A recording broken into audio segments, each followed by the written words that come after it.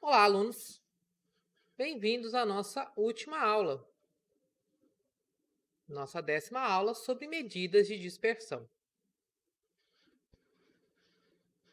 Qual o objetivo nosso hoje? Identificar as medidas de dispersão, amplitude total, variância e desvio padrão, ok? Nas duas últimas aulas, estudamos as medidas de tendência central, correto? Lembram? Moda, mediana e média. Já nessa aula, vamos tratar da variação ou dispersão do conjunto de dados. Mas explica melhor. As medidas de dispersão medem a variabilidade dos dados, complementam as informações fornecidas pelas medidas de tendência central. Um problema que ocorre com as medidas de tendência central é que essas escrevem somente a tendência central do conjunto dos dados, não permitindo medir a variabilidade dos dados. As medidas de dispersão servem para avaliar o quanto os dados são semelhantes. Medem o grau de homogeneidade do conjunto.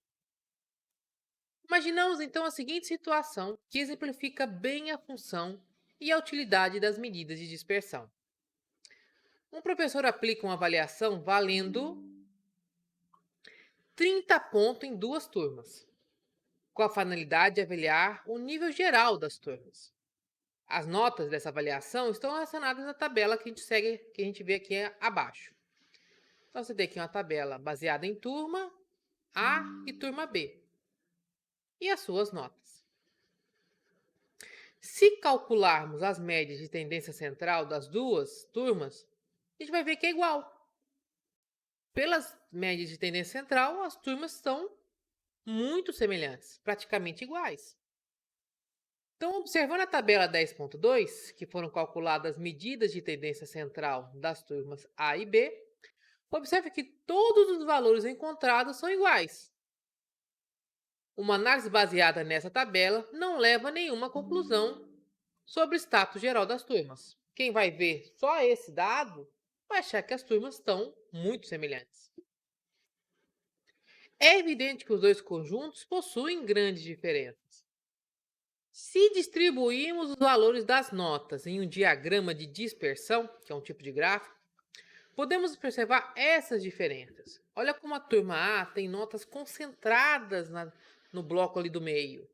Já a turma B mostra uma variedade de notas muito maior. Analisando o diagrama, percebemos que a turma A é bem mais homogênea do que a turma B. Na turma A, as notas estão concentradas entre o 10 e o 14 pontos. Na turma B, as notas estão bastante dispersas, tendo alunos com pontuação próxima de zero, ou seja, que precisam de uma intervenção muito grande, e alunos que quase atingiram a nota máxima. Com esses dados em mãos, conclui-se que o professor deve usar técnicas diferentes para melhorar o desempenho das duas turmas de alunos.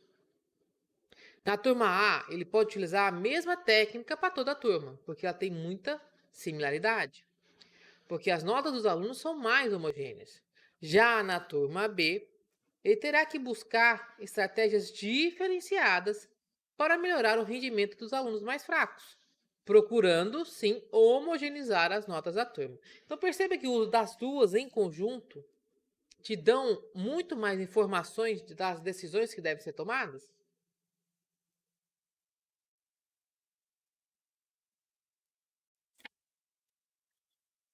O diagrama de dispersão é muito útil para fazer esse tipo de análise. Mas quando nós temos uma quantidade muito grande de dados, fica difícil representar isso em gráfico. Mas esse mesmo estudo pode ser realizado calculando-se as medidas de dispersão. O valor dessas medidas permitem chegar às mesmas conclusões na análise do gráfico. Quanto maior o valor encontrado para as medidas de dispersão, mais heterogêneo é o conjunto de dados. Então, nós iremos estudar as três principais medidas de dispersão, iniciando com a amplitude. Existem muitas outras, tá, gente? Mas vamos se concentrar nas 3 principais que já vão te dar muito amparo para suas atividades. Então vamos começar com a amplitude total. É a diferença entre o maior e o menor valor de um conjunto de dados. Então, a amplitude é igual ao valor máximo menos o valor mínimo. É quanto seus dados variam. Se calcularmos a amplitude total dos dois conjuntos de dados lá da nossa tabelinha de trás, teremos que o conjunto A tem uma amplitude de 4, que o maior nota é 14, a menor é 10, 14 menos 10, 4. Já o conjunto B apresenta uma amplitude de 21, porque a maior nota foi 22 e a menor foi 1. Isso mostra o quê? Que o conjunto B é mais disperso que o conjunto A. Qual a grande desvantagem? Tem o inconveniente de só levar em conta os dois valores extremos da série. Com isso, tem a função de apenas indicar aproximadamente a dispersão do conjunto de dados. Então, tem que se tomar esse cuidado ao usar esse número. Então, a gente tem a variância. Então, tá aqui ó, a equação da variância da população e da variância da amostra. A variância da população, né, representa a soma, né? Deixa eu mudar minha ferramenta aqui para seta. A soma dos quadrados, né, da distância média, ou seja, o elemento menos a média, sobre a quantidade de elementos. Mesma coisa para a amostra, só variando a quantidade aqui embaixo. Então, sendo xi, né, que está aqui na equação, ó, xi, elementos do conjunto, média a média do conjunto e n o número de observações. Então, as equações dizem que a variância representa a soma, aqui ó, soma, símbolozinho de soma, dos quadrados à distância média, ou seja, dividida pelo número de observações do conjunto, menos 1. Vamos esclarecer toda essa questão observando o cálculo da variância no exemplo a seguir. Então, a gente tem um pequeno conjunto de amostras aqui, ó, 8, 7, 5, 4 e 2. Vamos calcular a variância. Primeiro, vamos calcular a média aritmética do conjunto. A gente precisa primeiro da média para depois calcular a variância. Somam-se todos, 1, 2, 3, 4, 5, dividiu pela quantidade de elementos, 25 por 5, a média é 5. Então, vamos calcular a variância. Somatório, né, dos quadrados sobre a quantidade de elementos. Então, elemento 1, 8 menos média ao quadrado, mais 7 menos média ao quadrado, mais 5 menos média ao quadrado, mais 4 menos média ao quadrado, mais 2 menos média ao quadrado. Lembrem que qualquer número elevado ao quadrado torna-se positivo, tá? Então, 8 menos 5, 3 ao quadrado, 9. Né? 7 menos 5, 2 ao quadrado, 2 ao quadrado, 4, né? 5 menos 5, 0. 4 menos 1 elevado ao quadrado, 1, positivo. 2 menos 5 menos 3 ao quadrado, 9, positivo. Dividido pela quantidade de elementos. 1, 2, 3, 4, 5. Certo? Então, 23 por 5, 4,6. Então, a variância da população deste conjunto é 4,5. Importante, foi calculada a variância da população. Se desejarmos calcular a variância de uma determinada amostra, a fórmula seria um pouco diferente. O valor de n deveria ser subtraído de 1, certo? Então, variância, agora vamos falar do desvio padrão, que é a última medida de variância. Desvio padrão. Desvio padrão é a medida mais comum da dispersão estatística, é a mais utilizada, representada pelo símbolo de sigma.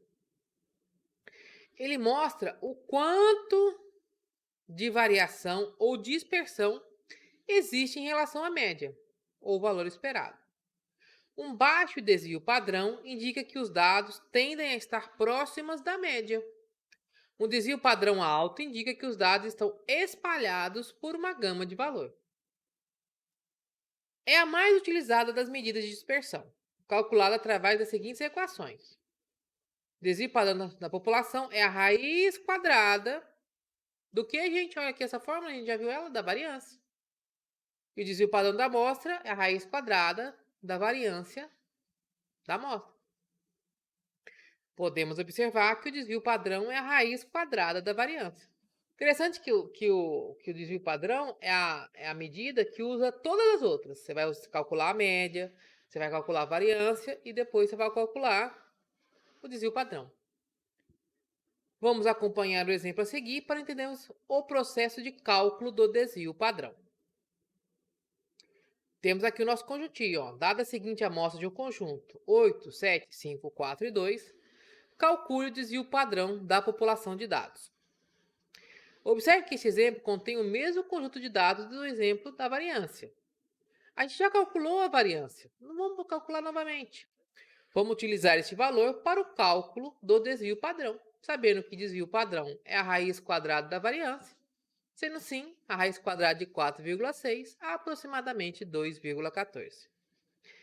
Agora chegou a nossa hora de praticar. Os exercícios estarão no corpo do curso. Esta é a nossa última aula, é o nosso último conteúdo. Agora, a última atividade, só mesmo o exame final. Foi um prazer estar com vocês nesse curso. Desculpa os percalços que passamos, tá? Os problemas que eu tive durante o curso. Mas o que eu posso desejar é sucesso. Fiquem todos com Deus e até a próxima.